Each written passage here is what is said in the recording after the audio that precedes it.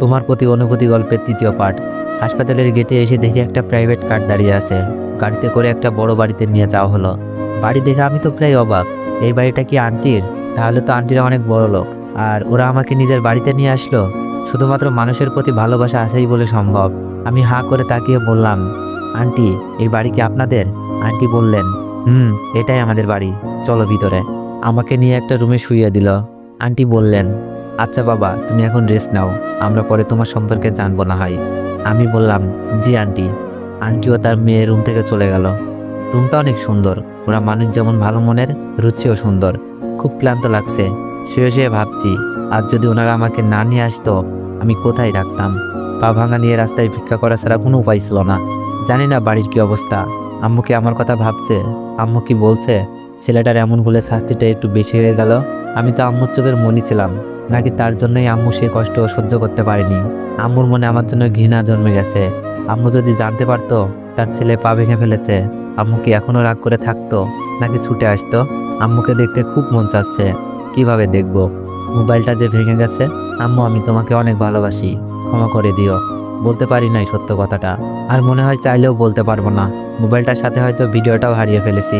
খুব জানতে ইচ্ছা করছে আব্বুকে আমার কথা ভাবছে, নাকি আমাকে তার মনে কবর দিয়ে ফেলেছে। আর সুমি আপু হয়তো বলছে বিশ্বাসটা ভেঙে দিয়েছে। আর মিথিলা তো বললই দুলাভাইকে বিয়ে করে ফেলবে। তবে দুলাভাইকে এই ভুলটা আবার করবে? আমিও তো ভিডিওটা দেখিয়েছি, হয়তো ভিডিওটা দেখে থমকে গেছে এতক্ষণে। মিথিলাকে জানিয়েও দিয়েছে। ভাবি হয়তো এখনো নীরবে কাঁদছে, বলছে বিনা দোষে আজ আমি ঘর ছাড়া। আমার খবর নেওয়ার জন্য হয়তো মোবাইলে ফোন দিচ্ছে, কিন্তু ফোন বন্ধ পেয়ে হয়তো ভাবছে ছেলেটার কিছু হয়ে গেল নাকি। ভাবতে ভাবতে কখন যে ঘুমিয়ে যাই। হঠাৎই একটা মেয়ে কণ্ঠে কে যেন ডাকতে লাগলো, এই যে উঠুন। আমি চোখ বন্ধ রেখেই বললাম, কে? আমি রিমি। চোখ মেলেই দেখি আন্টির মেয়ে।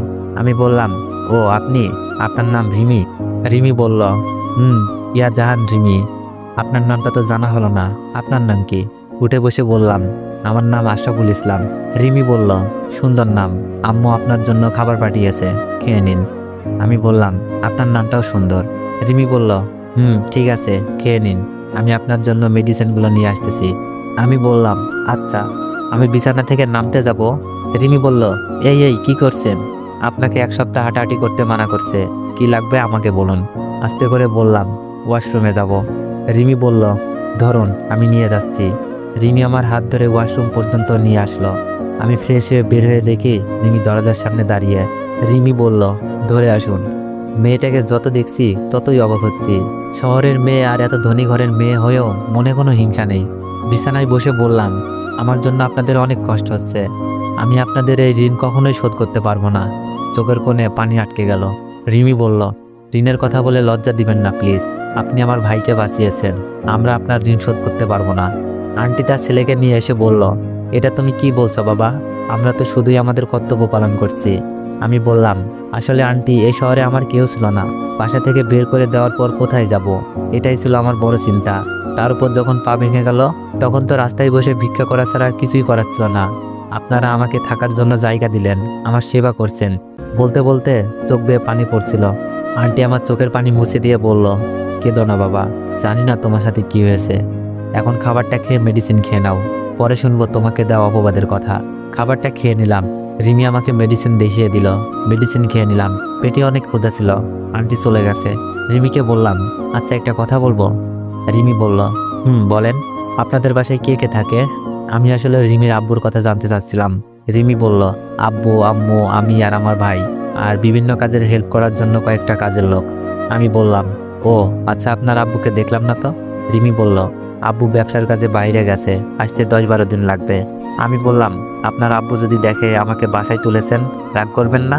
রিমি বলল, না, কারণ আব্বু যখন শুনেছে আমার ভাইকে বাঁচাতে গিয়ে আপনার পা ভেঙে গেছে, আব্বু বলেছে আপনাকে বাঁচাতে যা করতে হবে তাই করার জন্য। রিমির কথা শুনে মনে হলো এই পরিবারের সবাই এক একটা রত্ন। রিমি বলল, আচ্ছা আপনি ঘুমান, পরে কথা হবে। আমি বললাম, আচ্ছা ঠিক আছে। তারপর ঘুমানোর চেষ্টা করলাম। রাত প্রায় 11টা বেজে গেছে, কিন্তু চোখে ঘুম আসছে না। শুধু সকালে ঘটে যাওয়া ঘটনার কথা মনে পড়ছে। মিথিলা কি করে পারলো এমনটা করতে? মিথিলা তো আমাকে বেস্ট ফ্রেন্ড বলতো। অনেক রাত হয়ে যায়, ঘুম হয় না। কখন ঘুমিয়ে যায় জানি না। সকালে ঘুম থেকে উঠি রিমির ডাকে, এই যে উঠেন, 10টা বেজে গেছে, নাস্তা খেয়ে মেডিসিন খেতে হবে। মনে হচ্ছে ওরা আমার সুস্থতার জন্য সর্বোচ্চ সেবা দিচ্ছে। আমি বললাম, ও কেমন আছেন? রিমি বলল, আলহামদুলিল্লাহ। আপনার পায়ের ব্যথা কমছে? আমি বললাম, মনে হয় কমেছে। রিমি বলল, আসুন ওয়াশরুমে এগিয়ে দিয়ে আসি। আমি বললাম, ধন্যবাদ। আমাকে ধরে ওয়াশরুমে নিয়ে যাই। ফ্রেশ হওয়ার পর নিয়ে আসে। নাস্তা খেয়ে মেডিসিন খেয়ে নিই। রিমি বলল, আচ্ছা আপনার সাথে কি হয়েছিল? আমি বললাম, শুনতে চান? নিজেকে হয়তো কন্ট্রোল করতে পারবেন না, তাহলে শুনুন। আজ সকালে কলেজে যাওয়ার জন্য আমার চাচাতো বোন মিথিলাকে ডাকতে যাই, কিন্তু মিথিলার রুমে গিয়ে দেখি মিথিলা তার দুলাভাইয়ের সাথে অবৈধ মেলামেশা করছে। আমি বাকরুদ্ধ হয়ে যাই। মোবাইলে ভিডিও করতে থাকি তাদের আড়ালে। আমাকে দেখে ওরা থমকে যায়। তো আগের ঘটনাটুকু সব বললাম রিমিকে। রিমি আমার মিথ্যা অপবাদ শুনে চোখে পানি ফেলছে।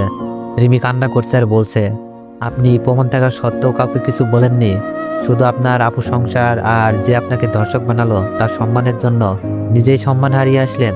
আমি বললাম, আমার সম্মান হয়তো তাদের কাছে কমে গেছে, কিন্তু নিজের ভেতর নিজেকে নিয়ে গর্ব হচ্ছে। অন্যের জন্য নিজেকে বিলিয়ে দিলাম, হয়তো কোনো একদিন ওরা বুঝতে পারবে। রিমি বলল, আল্লাহ তাদের সহিও বুঝদান করুক। আমি বললাম, আমি এটাই চাই।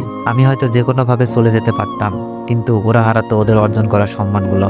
রিমি বলল, আপনার ভাবি তো অনেক ভালো মানুষ, আপনার উপর বিশ্বাস ছিল, তাই তো আপনার কাছে জিজ্ঞেস করেছে। আমি বললাম, ভাবি আমাকে নিজের ভাইয়ের মতো ভালোবাসে। ভাবিকে ভিডিও দেখে প্রমাণ করেছি আমি নির্দোষ। ভাবি সবাইকে বলতে বলেছে, কিন্তু আমার বলার হলে আমি তো বলতাম। রিমি বলল, তাই তো। আমি রিমিকে বললাম, আপনার মোবাইলটা দেওয়া যাবে? ভাবির সাথে একটু কথা বলবো, হয়তো আমাকে ফোনে না পেয়ে চিন্তা করছে। রিমি বলল, এই যে নিন। আমি ভাবির নাম্বারে ফোন দিলাম, কিন্তু রিসিভ করছে ভাইয়া। তো এভরিওয়ান, নেক্সট বার চাইলে একটু বেশি বেশি কমেন্ট করুন আর একটু বেশি বেশি কপি লিঙ্ক করে দেন। তোমরা তো কপি লিঙ্ক না চাইলে জীবনও কপি লিঙ্ক করবা না, তাই আমি চেয়ে নিতেছি। আর হ্যাঁ, গল্পটা কার কাছে কেমন লাগতেছে সবাই একটু কমেন্টে জানাবেন। ধন্যবাদ।